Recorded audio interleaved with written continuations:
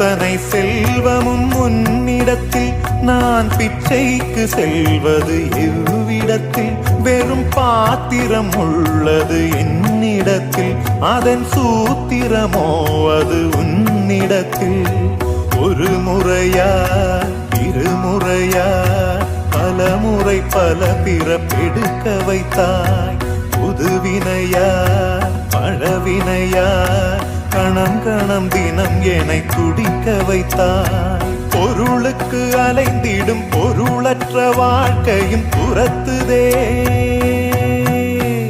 உன் அருள் அருள் அருள் என்று அலைகின்ற மனம் இன்று பிதற்றுதே.